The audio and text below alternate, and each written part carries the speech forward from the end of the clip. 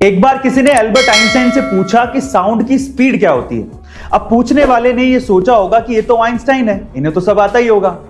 अब देखिए, Albert Einstein को यह आता था या नहीं आता था वो तो मैं नहीं जानता हूं, लेकिन उन्होंने जो जवाब दिया वो आज के संदर्भ में हमारी एजुकेशन सिस्टम को आईना तो दिखा ही देगा। उन्होंने कहा कि ये सब डेटा सेंट्रिक चीजें और ये इंफॉर्मेशन मैं अपने दिमाग में स्टोर करके नहीं रखता हूं, ये सब चीजें तो बुक्स में लिखी हैं, जाके देख लो। इनफैक्ट उसके बाद जो उन्होंने कहा वो आपको सुनना चाहिए। उन्होंने कहा कि हमारी एजुकेशन को भी ऐसा नहीं होना चाहिए जिसमें हमें चीजों को रटना सिखाया जाए, बल्कि हमारी एजुकेशन को ऐसा होना चाहिए जिसमें हम अपने दिमाग को ट्रेन कर सके कि सोचा कैसे जाता है। गाइस, रोबोट्स यानी कि आर्टिफिशियल इंटेलिजेंस का इस्तेमाल इतना ज्यादा हो गया है कि हमें ये अब डर लगने लगा है कि कहीं रोबोट्स मानव जाति को नुकसान नहीं पहुंचा दें, और उसके बहुत सारे एग्जाम्पल्स देखे भी गए हैं।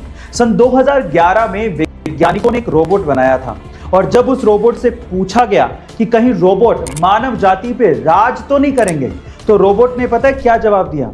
रोबोट ने कहा कि चिंता मत करो, हम तुम लोगों को चोट नहीं पहुंचाएंगे, सिर्फ कैद करके रखेंगे। जैसे ही वैज्ञानिकों ने यह बात सुनी, उन्होंने तुरंत रोबोट को बंद कर दिया, उसे तुरंत शट डाउन कर दिया। गाइस, क्या आपको भी ये लगता है कि रोबोट हमारे लिए खतरा हो सकते हैं? एलियंस ब्रह्मांड में सच में मौजूद है। इनफैक्ट इजराइल और अमेरिका जैसे देशों को इसके बारे में सब कुछ पता है, और वो एलियंस के संपर्क में भी हैं। इसके अलावा अमेरिकी पूर्व राष्ट्रपति डोनाल्ड ट्रंप को भी इसके बारे में पूरी जानकारी थी। वो दुनिया को इसके बारे में बताना भी चाहते थे, लेकिन एंड टाइम पे एलियंस ने डोनाल्ड ट्रंप को ये कहते हुए मना कर दिया कि मानव जाति इसके लिए तैयार नहीं है।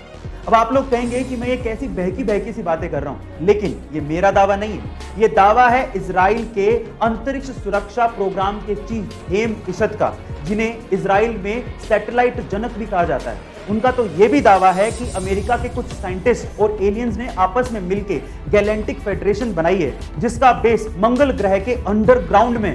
अब इन बातों में कितनी सच्चाई है वो तो मैं नहीं जानता हूं, लेकिन किसी देश के जिम्मेदार अधिकारी का ऐसी बातें कहना चौंकाने वाली बात है। गाइस, आपका इसके बारे में क्या ख्याल है? एरिया 51, इस रहस्यमय जगह के बारे में तो आपने जरूर सुना होगा।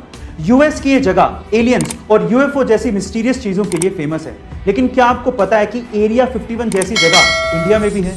जी हाँ गाइस, आप ठीक सुन रहे हैं। इंडिया चाइना बॉर्डर पे एक डिस्प्यूटेड एरिया है, जहां पर किसी भी आम आदमी को जाने की इजाजत नहीं है। वहां पर यूएफओ को देखे जाने की बात लगातार कही जाती रही है। इस एरिया का नाम है द कोंकाला पास, जो कि लद्दाख में है। गाइस, वहां के आसपास के लोगों का यह दावा है कि उन्होंने वहां पे यूएफओज देखी हैं। इनफैक्ट ये भी हो सकता है कि इंडियन गवर्नमेंट और चाइनीज गवर्नमेंट को इसके बारे में पता हो, लेकिन हम आम लोगों के लिए आज भी ये एक रहस्य है। आप इसे गूगल पे भी सर्च कर सकते हैं। आपको इसके बारे में जान के कैसा लगा कमेंट सेक्शन में जरूर लिखिएगा। गाइस, हमने बहुत बार फ्लाइंग कार्स का कॉन्सेप्ट सुना है, और बहुत सी कंपनियां ये दावा करती हैं कि उन्होंने वर्ल्ड की पहली फ्लाइंग कार बनाई है, लेकिन हकीकत में इतिहास में पहली बार किसी कार ने 2 सिटीज के बीच में उड़ान भरी है। जी हां गाइस, ये कारनामा हुआ है यूरोप के स्लोवाकिया में, जहां पर BMW इंजन वाली एक कार ने वाकई में स्लोवाकिया के 2 सिटीज के एयरपोर्ट्स के बीच में उड़ान भरी, और लगभग 35 मिनट हवा में रहने के बाद उन 2 सिटीज के बीच की 80 किलोमीटर की दूरी को तय किया, और लैंड होने के बाद वो नॉर्मल स्पोर्ट्स कार में कन्वर्ट हो गई। इस कार को एयर कार का नाम दिया गया है, और इसे स्लोवाकिया के ही डिजाइनर स्टीफन क्लेन ने डिजाइन किया है। मजे की बात यह है कि इस कार को एक्चुअली नॉर्मल पेट्रोल पंप के फ्यूल से उड़ाया गया था और चलाया भी गया था।